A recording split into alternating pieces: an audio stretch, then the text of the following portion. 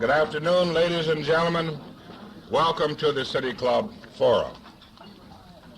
As always, we this afternoon are on top of the relevant and immediate situation, and we have for your listening and questioning pleasure a very young man who will talk with us this afternoon about some of his own ideas about government and hopefully perhaps tell us a wee bit about the Watergate affair. Today we have as our speaker Senator Joseph R. Biden, Jr., Democrat of Delaware. He is replacing another young man that we had hoped would be with us, but indicated to us that he was busily engaged otherwise, someone by the name of John Ehrlichman. But we do have someone who can not only replace him, but will tell us something that we really want to know. Sorry about that.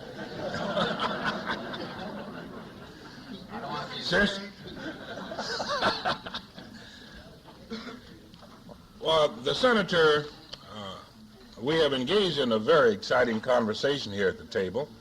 Obviously, as you see, he is an extremely young man, and being a young man, he is, as most young men are, he has a lot of ideas about the way things could be, ought to be, and the way he's going to give his attention to changing things. And so we are extremely proud and fortunate to have him to come with us, and I hope that he doesn't confine himself just to Watergate. I suspect any of us think we know as much about it as he does at this point. So, Senator, we want you to just sort of range around a little bit. And as you range about, you can touch on Watergate if you're so inclined, but don't confine yourself to that. Tell us everything you know. Ladies and gentlemen, it is my pleasure to give you Senator Joseph R. Biden, Jr., Delaware.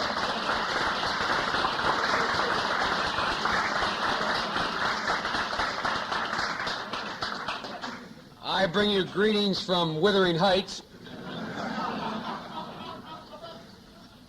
I really only need about 2 minutes to tell you all I know, but since you all are paying the bill, I guess I better speak for another 25 or so.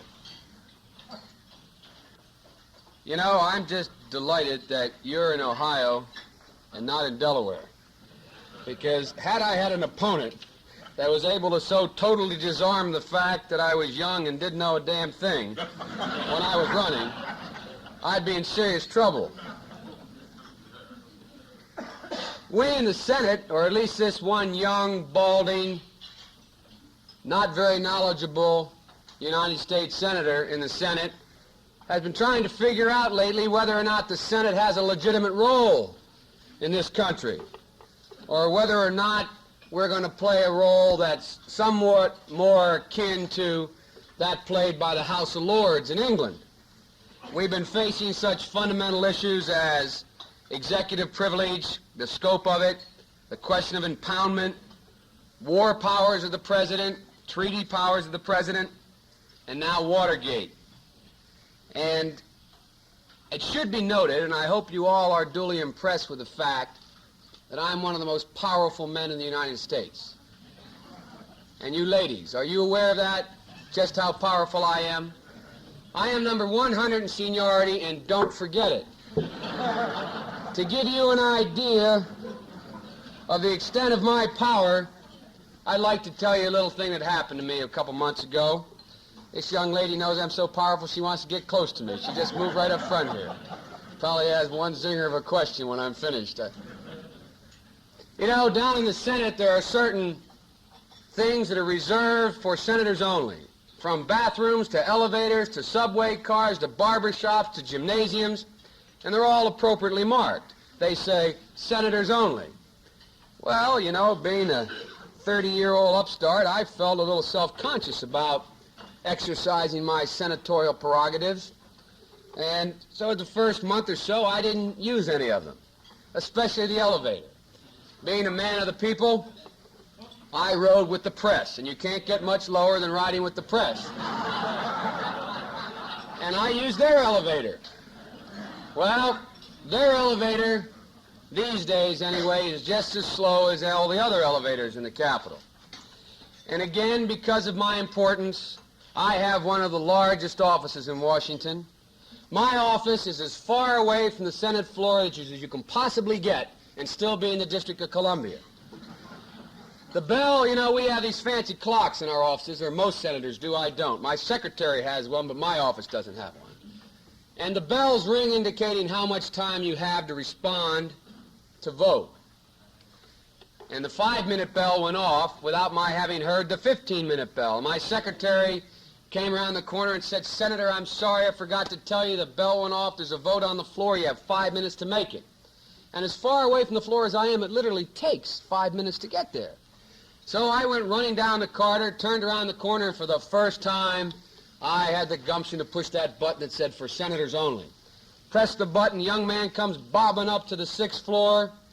Doors pop open, I start to walk in, he put his hand out. It's honest to God truth. I said, "What's the matter?" He leaned out and he said, "Can't you read?" It says, "Senators only." Well, what do? Do you go, "Oh, I'm a senator," at that point? So the only response that I could come up with was that I said, "Well, my name's Joe Biden." I said, "My name's Joe Biden, and I'm from Delaware." By this time, he's back in the elevator, starting down. I literally jumped in the elevator, and I said, "Look, fella," I said, "I've got to get to the subway and get to the Senate floor to vote. I am a senator." By the time we got from the 6th to the 3rd floor, and you could see it running through his mind, is it possible, he turned and looked at me, and his only comment was, "You've got to be kidding." Well, I am happy to announce to you today that he's been fired. And he'll never sass me back again. But I do applaud your judgment of inviting someone as powerful, influential, and as knowledgeable as me to speak to you. Because from what I heard at the table today, you need all the education you can get.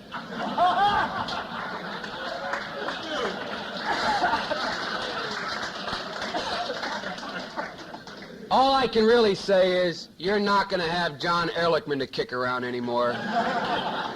That's the fact of the matter. There's no way that's going to happen. That didn't get a big enough laugh, Wes. I'm in a strange audience. I'm worried about this group here. You know, I have been a little worried about Mr. Ehrlichman, who I've never had the pleasure to meet, and his associates. I've been a little worried ever since last year. Last year when Mr. Kissinger made his little flight to Peking.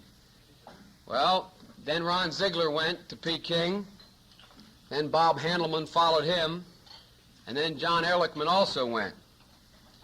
Yep, I got real worried, because the last time that many Germans went to one country, World War II broke out.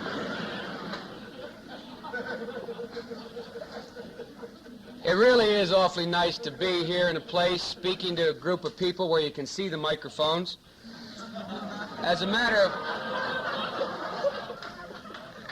of fact, Pete Halvin here phoned last week and invited me to come to speak to you all, and while we were discussing it, before I said I was going to or not going to go, I finally got to the point and I said, "Well, gee, Pete, I'd love to accept and be happy to come." All of a sudden, a voice broke in and said, "That's great, I'd like to go too." We still haven't figured out who that voice is. We're trying to track him down. I don't know where he is. And despite the fact that you're a newspaper with the plain dealer, has dealt you a little bit of an inconsistency here. I read the article about me, and by the way, I'd like to thank the newspaper. At least you all had the courtesy to put my picture in the paper, spell my name correctly, and recognize the fact I was coming. I've had trouble, or people have had trouble over the past several months, since I've become such a national figure, over the past several months, going through much of an introduction to me, because what can you say about me at 30? I mean, the things you can say you're not allowed to say when it's broadcast on the radio, and the other things you can say don't add up to much. But I've never been so insulted as to have my picture replaced with a question mark. You all put out a brochure and said, May 18th, question mark. Things are rough all over, and they're getting rougher here, so I better move on. But really, in spite of the article in The Plain Dealer, I didn't think I was going to be speaking about Watergate here today, and I have no new revelations to bring to you today. As your president so aptly put it, I don't know any more about it than you do. But the only thing I have heard is that a young fellow told me the other day, getting off the elevator, he said, Senator, one thing I am sure of, that wherever there's a Watergate, there's a mill house. And I'm not sure... Oh, boy. You are a rough audience. You really are. Sir, I'm only kidding. The gentleman there, straight back with the glasses on, glaring at me. That was supposed to be a joke, and it didn't go over. Now that there are 13 men that have resigned, though, from the administration, we are certain that they're not the apostles. We've gotten beyond that point. My own guess is that if 200 years ago Paul Revere knew what things were going to look like today, I think he probably would have put his horse back in the barn. But seriously, I think things have become so bad these days that the only thing that really keeps recurring in my mind is something that seems to be an unrelated statement, an unrelated comment, but it seems to sum up my feeling best of anything, and that's a statement made by a famous man from a neighboring state of yours, Adlai Stevenson, after he lost the presidency. And I think he said something to the effect about too old to cry and too hurt to laugh. And that's about the state of affairs we've come to in the Watergate situation. I think all of you out there, although we kid and make jokes about the Watergate, are aware, as I am, that really, even if only half the allegations that have been made are true, nothing really as pervasive as this has ever happened before in our history. We've had our teapot domes, and we'll probably have them again. And we've had our greed and avarice in every administration, and it's manifested itself in a number of ways. But I don't think anything has assaulted the system and the fundamental makeup of this country as much as this Watergate thing has. And the only analogy I can really think of is a football analogy, and I apologize to you women in the audience for not being able to think of a more appropriate analogy, but they told me here they didn't want you here anyway. I didn't expect any women to be here. Is that right, Mr. President? No.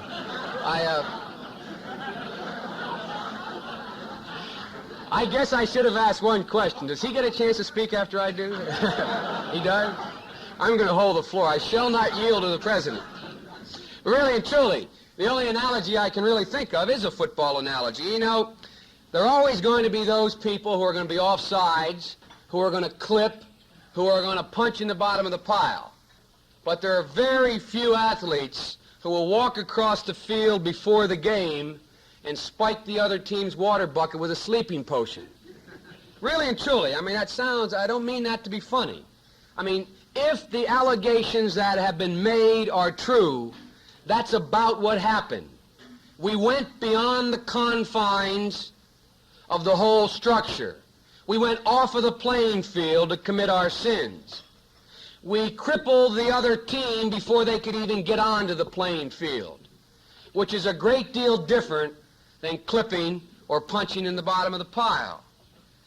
And you know, I think it should be made clear, and I mean this in the bottom of my heart, this is not a Republican affair. This is not the Republican Party's doing, even if only half of it is true or any of it is true. The Republican Party as a party had absolutely nothing to do with this. And another thing I'd like you to keep in mind when we talk about it and we chide those involved in Watergate is not a single solitary, with one possible exception, not a single solitary person involved in this entire scandal is a politician. Not one. Not one of them has ever run for as much as dog catcher. And I think that's a very important distinction to make. We're thus far dealing with a bunch of administrative bureaucrats that have never had the responsibility of having to go to the people.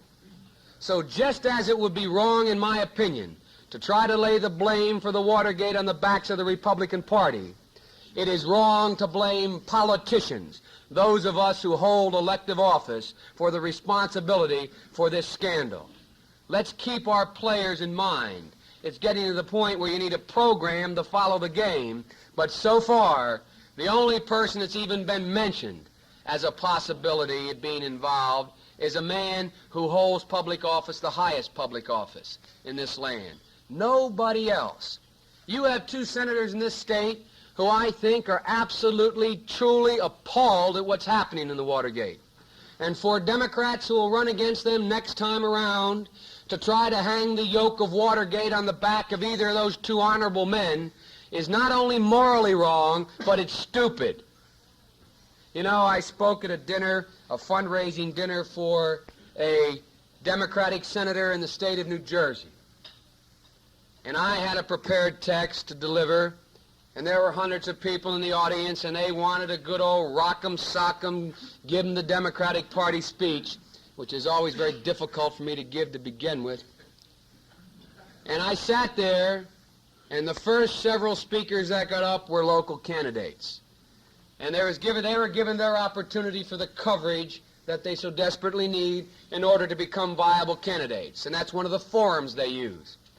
And in their 2 and 3 and 5 minute presentations they gave, everyone to a man and a woman said something about they're going to win because of Watergate. So I did what I unfortunately do, and what's probably going to make me not only the youngest senator in history, but the youngest one-term senator in history. I put down the speech that my staff had labored on and got up and gave a 20-minute tirade, 15 minutes of which was devoted to the virtues of the Republican Party. And I think they were shocked that at a Democratic fundraiser, I'd tell them of the virtues of the Republican Party. But if those of you who are active Democrats in the audience are too short-sighted to realize that the demise of the Republican Party means your own demise, that the demise of politicians and political parties means the demise of the system, then one of us is very stupid, either you or me. And I don't think it's me, since I have the microphone. Really and truly, America is a very unique nation in one regard. Unlike France or China or any other nation you can name, we are peculiarly a product of our political institutions. Our political institutions. Tomorrow, if a monarchy returned to France, substantively the makeup of that country would not change. Tomorrow, if a capitalist system moved into China, substantively the makeup of that country would not change. Because their ties are cultural ties that keep their nations together. Ours is uniquely a political tie. From the time the Pilgrims got off the Mayflower till today, that which has bound us together has not been our cultural heritage. Look on this stage. You have a black man and a white man involved in the system. Our cultural backgrounds are totally different in terms of our ancestry. What ties us together, and he may not want to be tied with me today, what ties us together are the political institutions that have made this country great. We spend a lot of time talking about the United States being a melting pot. Well, that's true, but quite frankly, I think it's overrated. We've been able to move forward because of politics. And in my opinion, politics need not necessarily be a dirty word. Politics should be the most honorable of professions. Those of you who are doctors and lawyers and Indian chiefs in the audience, how can any of you possibly do as much good if you're very good at what you do as I can do if I'm very good at what I can do? You can't. So the point is, this is where the action is. Politicians happen to affect everything that affects you, as you are very well aware. And if we bring down a great political party that should not be blamed for what happened, we begin to bring down a system. And if we bring down the system, unless you've got something better to replace it with, we're in trouble. And I, for one, don't have anything better to replace it with. And I, for one, also take great offense at 30 years old achieving a life's ambition to seek the highest elective office with one exception in the land, and the prestige of that office, to now be put in the perilous position of being labeled as a thief or a crook like the rest of those politicians. And I resent it. Your senators resent it. And I think we who are in elective office have an obligation not to play the game with it. You know,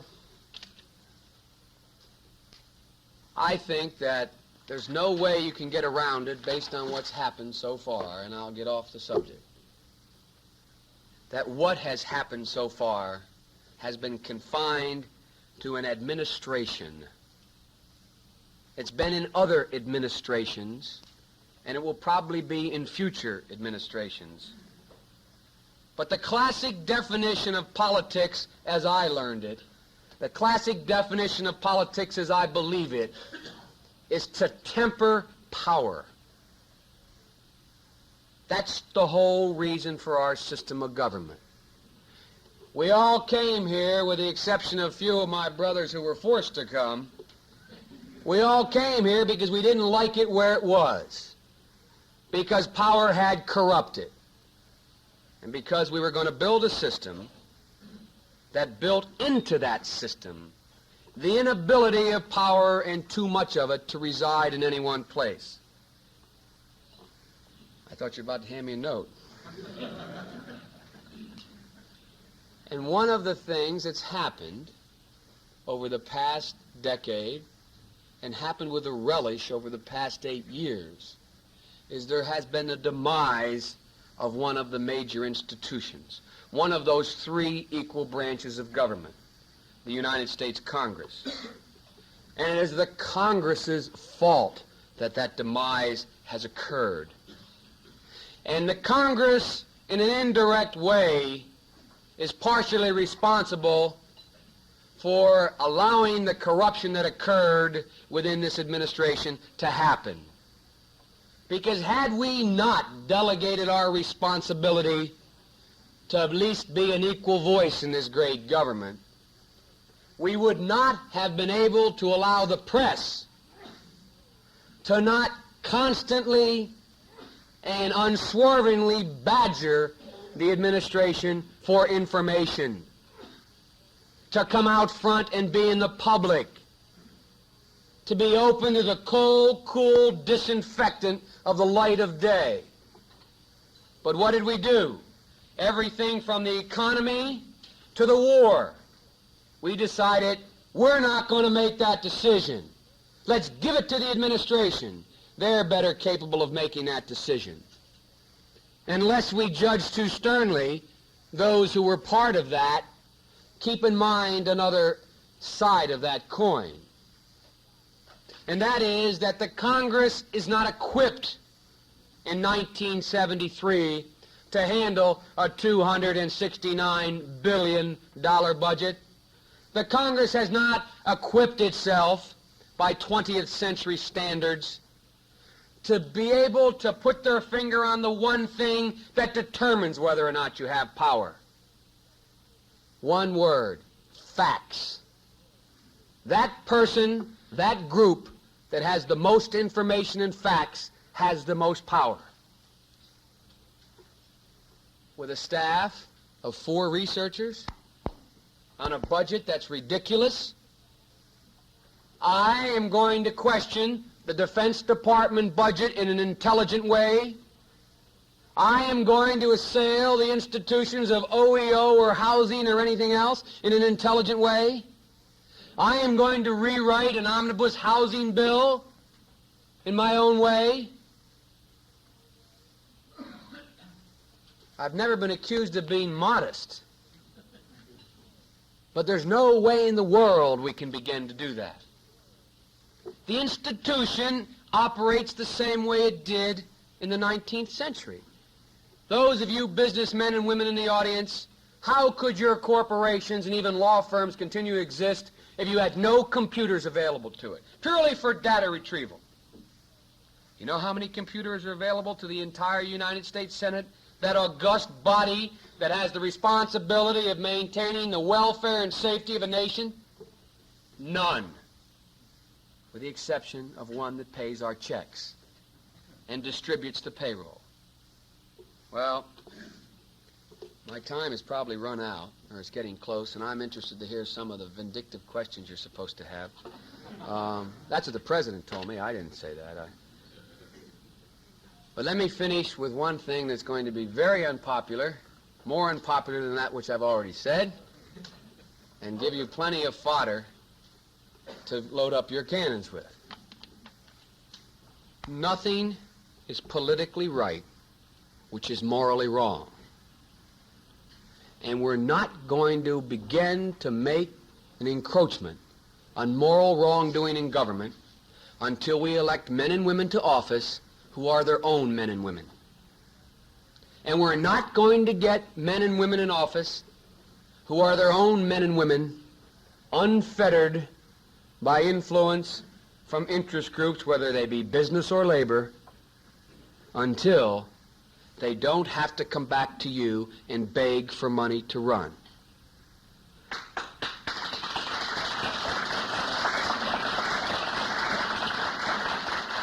Inherent in the system that we have to run for elective office is corruption within the law.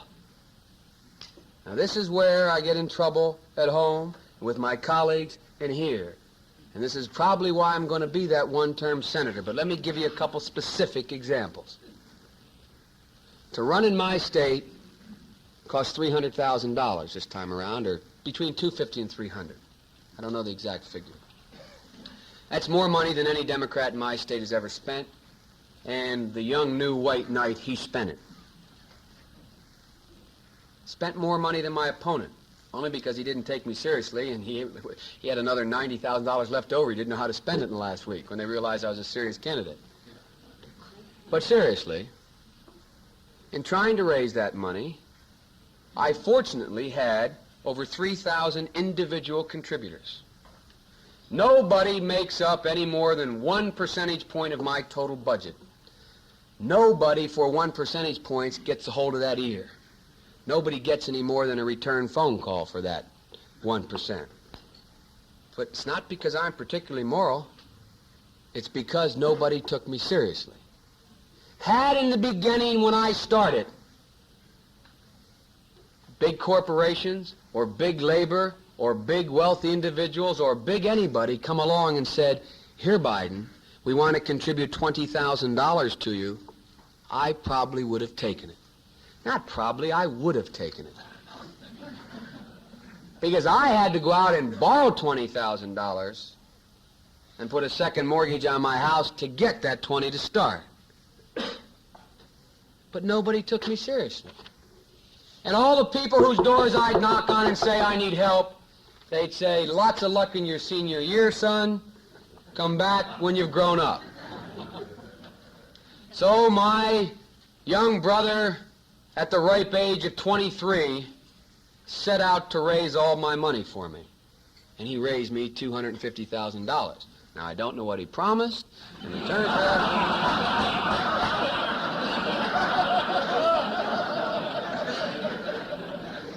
But he raised it for me. So now I've got a $30,000 campaign deficit, and we're doing something that I don't think, and according to my colleagues, has never been done before. We're going back to the people of Delaware with a statewide mailing, setting out exactly how much money I spent, exactly what I spent it on, exactly from whom I got it, exactly how much I owe, exactly to whom I owe it, and begging for their help. A United States Senator, and I can say this without equivocation, can pick up a phone today. I can walk in your lounge and raise $20,000 by 2 phone calls without doing anything illegal, without promising a vote, without saying that I'm going to do something under the table for you. and reporting it all. But you know what you have to do that? You have to put yourself in the position of at least running the risk of prostituting your own intellectual situation. Let me give you two examples. There was one labor union, completely ethical, completely above board. Went down to see them in Washington. I knew anybody that they were in fact contributing to got $5,000. That's what they got if they were endorsed by this particular union. Well, we walked in and sat down. My brother was with me. He told me what they were given. We went through the social amenities about whether or not I could win or not. Then we got to the question of issues. And the president of the labor union justifiably asked me, Senator, had you been in the 92nd Congress, how would you have voted on the SST? Now, I am stupid, but not particularly stupid. I knew the right answer for $5,000. I'm serious. I'm really serious. Second question. How would I have voted on bailing out Lockheed? I knew the right answer to that one, too. But the fact of the matter is I would not have voted to bail out Lockheed. I would not have voted for the SST, and only because I had a Republican Scotch Presbyterian wife who had a backbone like a ramrod and the ethic of Jehovah, was I afraid to say what I wanted to say. Yeah, I would have supported SST. Yeah, I would have voted for it. Instead, I told them, no, I wouldn't.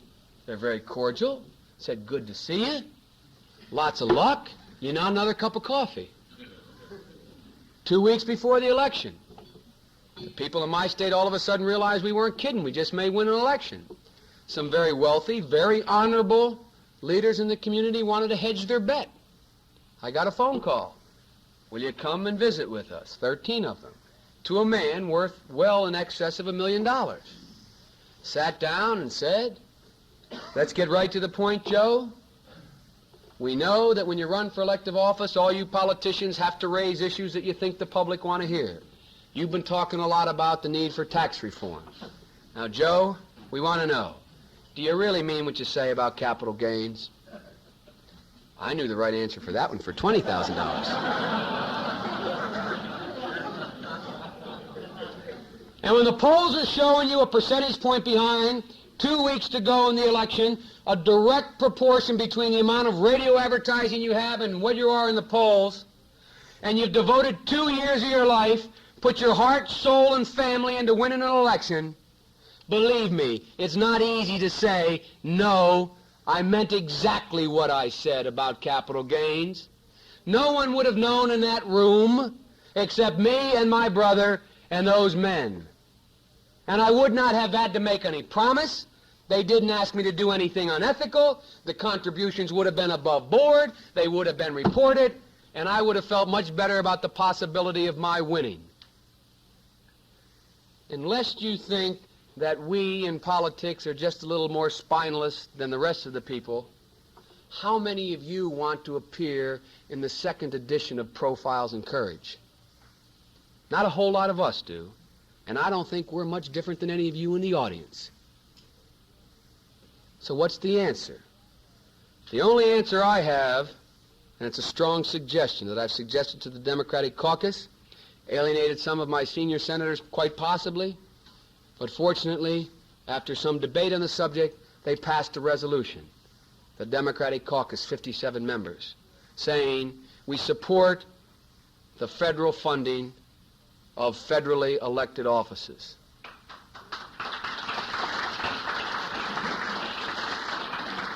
There are a lot of shortcomings to that. There are a lot of pitfalls in that. And there are a lot of hearings and a lot of legislation that's going to have to be labored over and worked out before we come out with an answer.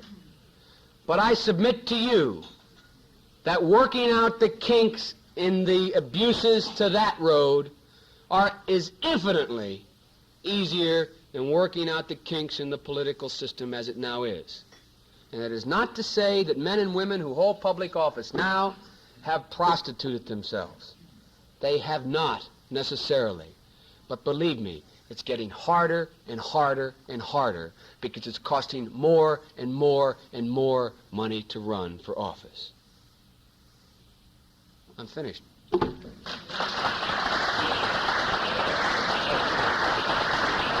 Thank you. Thank you so very much. I think that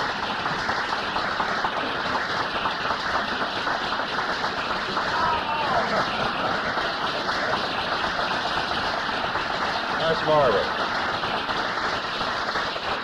I'm sure, without question, all of us will have to admit that's been one of the most frank and candid presentations we've heard from anyone.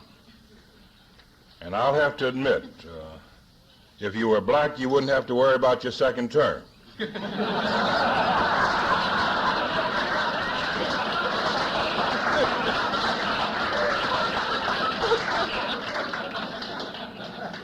But I've got some cousins out there. We'll have to get in touch with him and see what we can do. I think you're a great guy, and seriously, this has been one of our finest presentations, sir, and we're extremely happy that you came to us and gave of yourself so willingly and so honestly. And now, while you do get your questions together, let me again tell those of you who are not members of the City Club that it's this kind of a presentation that we attempt to bring before you at all times. We can do it much better if you are a member, and we would like very much for you to give every consideration to joining us and becoming a part of this tremendous forward thrust, intellectual, emotional, creative, that we're trying to bring into Cleveland and keep moving. Give us consideration and join us.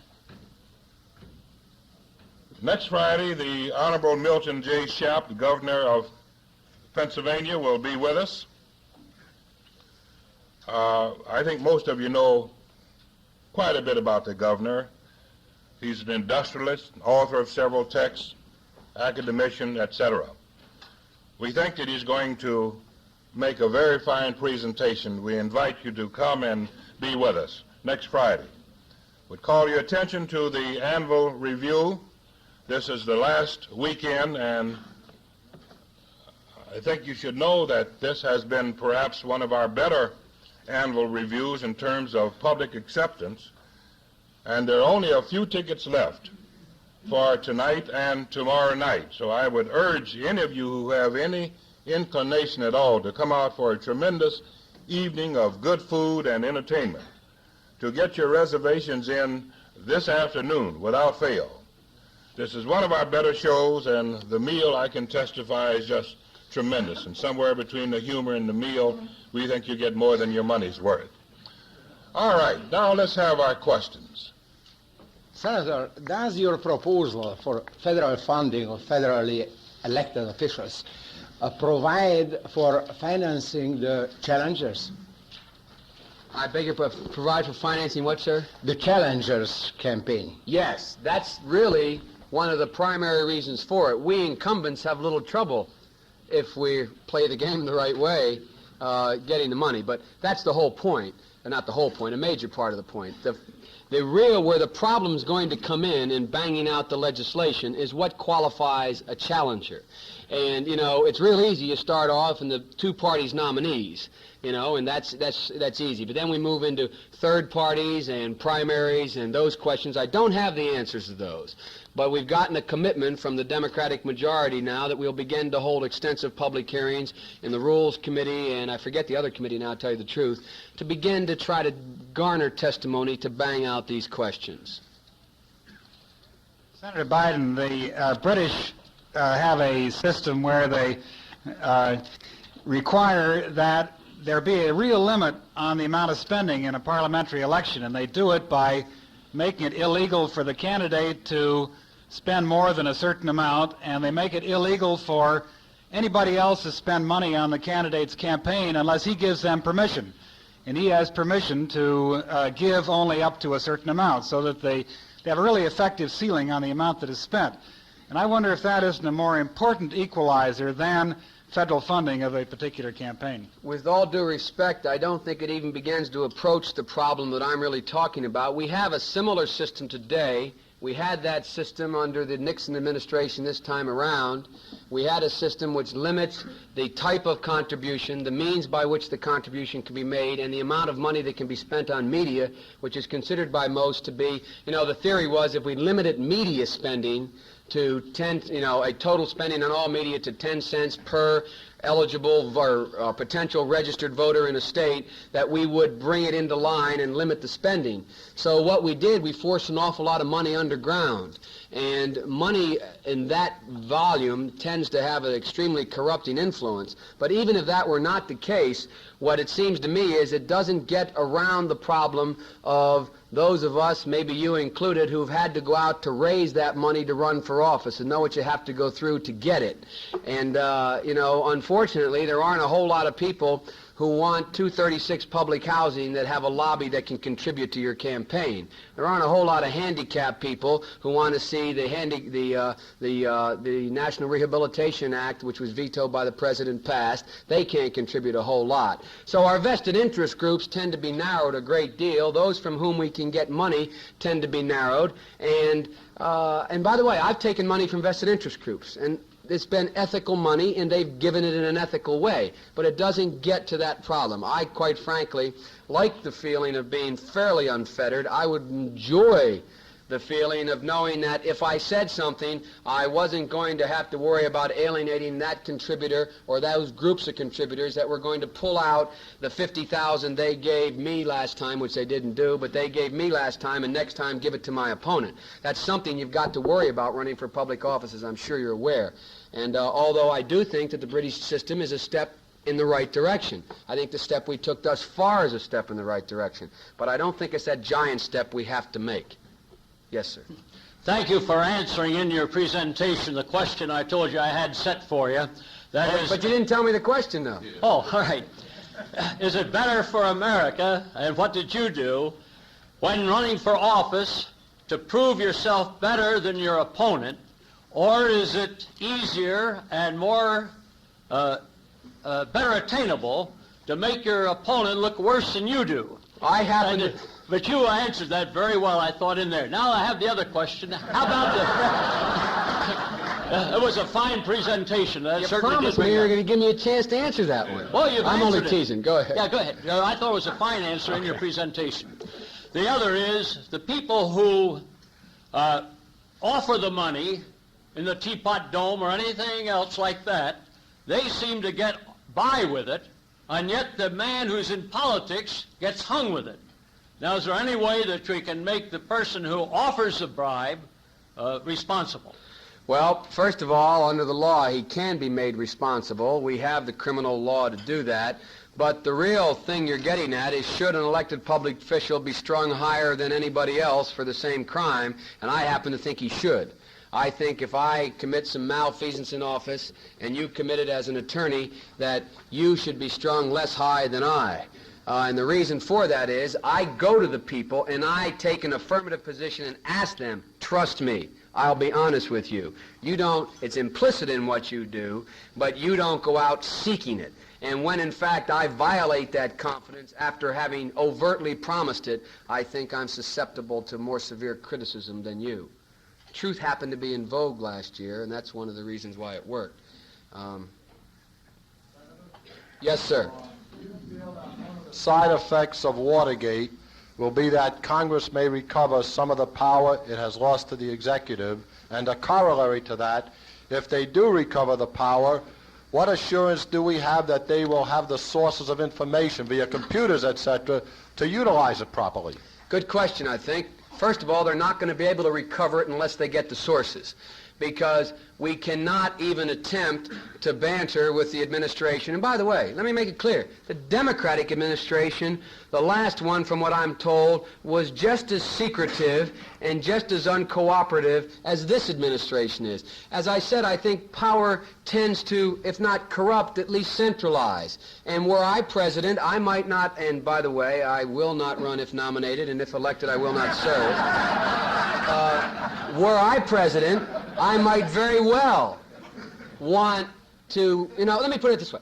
If we elect a, quote, liberal Democratic senator next time around, or president next time around, I have no confidence whatsoever that the thing will change one little bit in terms of the relationship between the branches of government. And that third branch called the judiciary, which we all tend to forget. Little anecdote, and I'll answer the next question. One senator stood up. I was presiding over the Senate, which is not a task anyone seeks, and I was presiding over the Senate, and this fellow stood up and made a very, very compelling argument as to why the legislative branch of the government, the Congress in particular, should reassert itself and become an equal with the administration again, so on and so forth. He had 7 minutes left. He put that speech down and turned to his next speech, and he said, now. And he began to just totally emasculate the whole judicial system. He talked about no life tenures for Supreme Court justices. He talked about moving the court completely into the political mainstream. He talked about, and he went on and on. By the time he was finished, we had 2 left. What he really wanted was one powerful branch of government, the legislature. And so, it's a two-edged sword. It works both ways. But we're not going to get that power back until we change the way we do it, and we're not going to be able to keep it unless we show the people that we are fiscally responsible. What we've always done, we've never really asked the question. I say, sure, I like that bill. We'll vote for it. That's $2.7 billion. Or that I like that new B-1 bomber or the Trident submarine for $18 billion. We'll do it. But how many senators then also stand up and say, and by the way, where we're going to get that money is we're going to raise your taxes such and such a percentage point, or we're going to alter the tax structure to raise that money, or we're going to do. We don't talk about the other end of it. And I think we in Congress have to do that. I'm not quite sure I'm capable of doing that. I'm not sure how we go about doing it. I've co-sponsored a piece of legislation with one of your neighboring senators in the next state over, or 2 states over, about this budgetary process. But that's another story. Yes. Senator, I have 2 questions. The first is, how much would it cost to get you to move to Cleveland? Well, my wife, prior to her death, set our price at $2 million tax-free, and I think that would do, probably. Okay. No. Second one is more serious. We've heard a lot of talk about the processes of government coming to a standstill in Washington as a result of the Watergate scandal. Can you give us an idea of just how extensive this is and what the scuttlebutt is in Capitol corridors about any possible action against the president? I'm not being facetious when I answer this.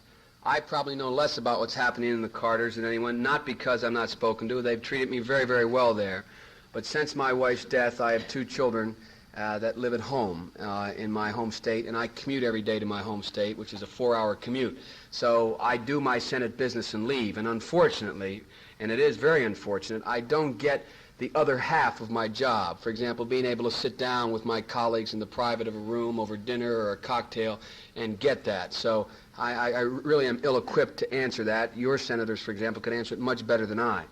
But the perception I have of what's happening down in Washington is, you're correct, that the processes of government are coming to a standstill. If not a standstill, they're slowing down very drastically. The focus is now off that real important question of the relationship of the 2 bodies. We are now no longer pushing forward on the impoundment question, the executive privilege question, the war powers question, the treaty powers question. They are sort of being shunted aside and to what is considered to be the more compelling question. But I do think government does go on. As Woodrow Wilson said, Congress in committee is Congress at work, and the committees are still meeting. There's an ancillary effect of this whole thing, though, is that the staffs, all our staff, for example, I purchased a small television for my office, a little 9-inch job that goes in my desk. Well, as soon as I leave my office, it's gone the last couple days because my whole staff takes it and they sit down and watch the Watergate hearings. And I think every staff in the Capitol is probably doing that kind of thing. So there is a great slowdown. What will happen in terms of how long that will continue, I don't know. And I'm sorry I don't have more inside information to give you. Yes, sir. Ma'am. Yeah, Senator, I find you very articulate. May I ask I find you to very the best... lovely. Come on up front. The rest is not very good. That's what I thought.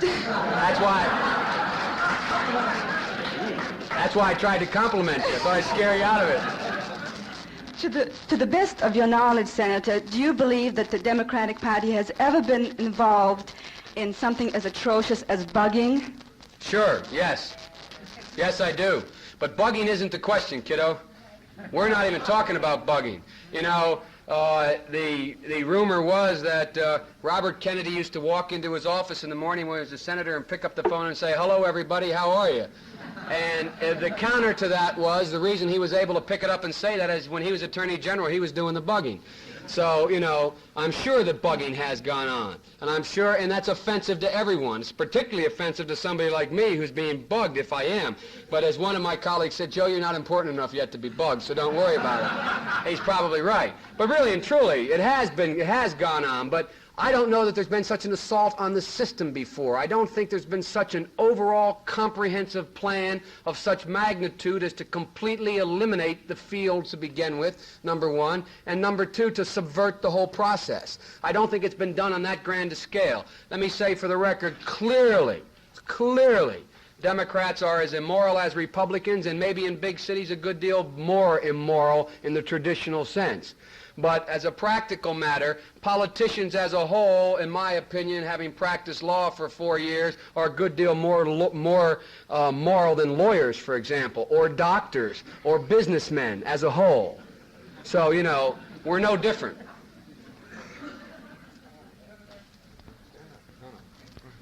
Hi, She's better looking than you, Judge. We'll go to her first. You said that there weren't any elected officials involved in this scandal, except for maybe one, maybe the president. Do you think as a solution to that, maybe to the corruption, that maybe some of the cabinet offices should be elected, or that a candidate for the president to announce who he might appoint to those offices before he's elected? Well, it's sort of a two-part question. No, I don't think they should be elected. I think that the president has to be able to surround himself with people that think the way he does in order to run an administration. But what I think we have to do is open up the cabinet posts in terms of their visibility and the president's visibility to these guys with the cameras and those guys with the microphones, the legitimate ones, and those guys with the pencils who are writing all this down. Because I think that the press serves such a function that it can, in fact, keep us straight. There are too many bright, too many competent reporters for us to get away on a national scale with what we would have been able to get away with on a local scale or had in the past. And I think that one of the reasons why this was able to build to the point that it was is that the press, I quite frankly think, and boy, oh boy, I'm getting worried about what I'm saying now. I think that the press was slightly intimidated last election. And I think that the television stations were slightly intimidated last election, rightfully or wrongfully, and I don't think they kept the pressure on the administration to come forward and even state what their positions were on the issues. And I think because of that, we allowed this sort of closed circuit to build up behind the gates of the White House like it's never been done before. And I think, you know, we've got to open it up to the clean light, you know. But I don't think it should be elected. The president has to have his own men, and things like executive privilege in certain legitimate and limited areas have their place. Impoundment in certain areas makes some sense and is constitutional, but, you know, I'm talking about the excesses. The justice here, oh, excuse me, I'm sorry. I always look at the judge first. To get back to the budgetary responsibilities of Congress for a second, do you believe that there's any chance that Congress will have an Office of Management and Budget at some point in time? And yes, I do. What does that mean for the funding subcommittee system? I think it means a drastic change. And I'll be happy. Do I go to 1:30? Is that when we cut off? So I'll be happy to discuss that in detail with you, because you put your finger right on the crux of the problem. We've got to be able to manage our own budget, and right now we don't have the procedure, and a number of the committees in Congress are not going to be too delighted about that change. Senator, yes, Mr. Justice. For some time I've had the feeling that the Southern senators are warmer now toward the problems of the Negro in America. Have you had private conversations with them, or do you feel that way about it, or have they talked to you privately about their changed attitude toward these problems? I have had a number of conversations with the Southern senators, and we get about 40 to 50 requests a week to speak nationally, and just as if I were elected with one eye, I'd be an anomaly, and they'd want me to speak. I'm 30. That's not because of any merit. Just because I'm 30, they want to see if I can talk.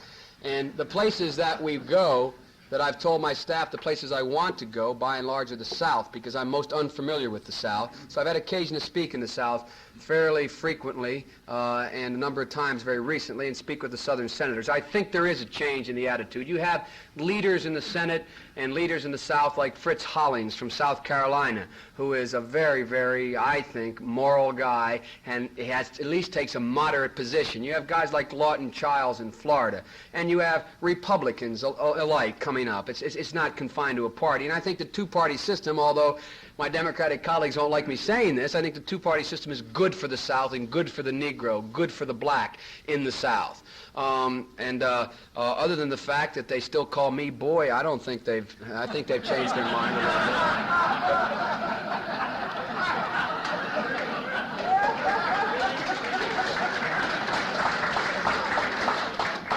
Senator Biden, your defense of the two-party system is most laudable. Yet, if it were possible for a strong third party to challenge the other two, would this really upset the political structure of the nation, as you implied in your presentation? Well, let me make something, as a friend of ours would say, perfectly clear. I'm not sold on the two-party system. I'm not saying that. All I'm saying is we really only have two parties now. If one goes down, they all go down. If there were three parties, if the American party were an equal party in terms of effect on the nation, and the Republican Party went under, all three parties would go under. I wasn't making the argument that we have to keep the two-party system. I'm saying we have to have a party system, politicians, and people who run for office answerable to the people. That's what I meant. Can I, before we go off the radio, I was handed this a while ago. A radio listener wants to suggest that Senator Biden be impeached.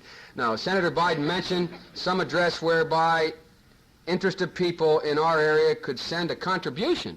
Well, I didn't read that whole thing. I can give you that address. You can send it to the new Senate. I really didn't know that's what it said, but I'll say it. The new Senate office building in Washington, D.C., care of Biden for Senate Committee.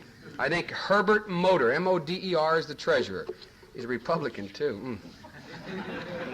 I gathered from the body of your speech that you subscribe to the theory that if the American public has the facts, it'll make the right decision. How do you account then for the disinterest among the people of this country in the expose now taking place over the television sets of America? Two things. First of all, my wife used to say that how would I have felt about the intelligence of the American public had I lost? So I must be candid about it. So far, they're brilliant. But really and truly, to be very serious about it, I think it's like those of you who are doctors in the audience know that your patient, if you're a GP, and you suggest that that patient has a lump, go check with a cancer specialist, there's an extreme reluctance on the part of that patient, even though they know it may save their life, to get to that specialist, because they don't want to find out. There is a built-in mechanism to not want to know and to try to put it out of your mind. And I think that same thing is happening on a national basis, number one. Number two, I think that the press has grossly underrated the interest of the American people.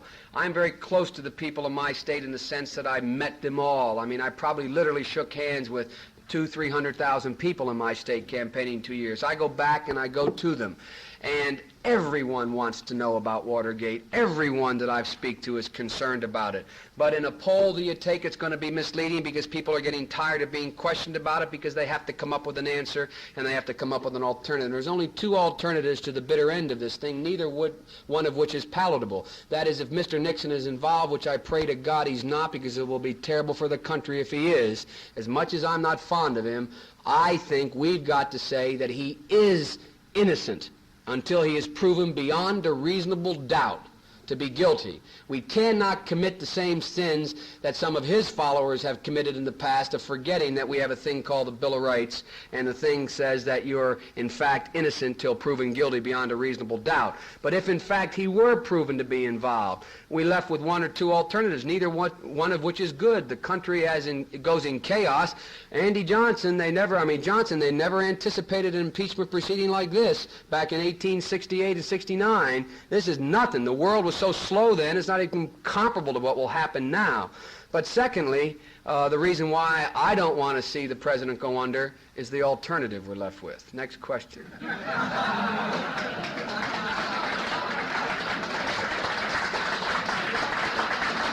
Well, as reluctant as I am, I must conclude our activities for today. Thank you so very much. The City Club is closed. Thanks so very much. You did a beautiful job, right?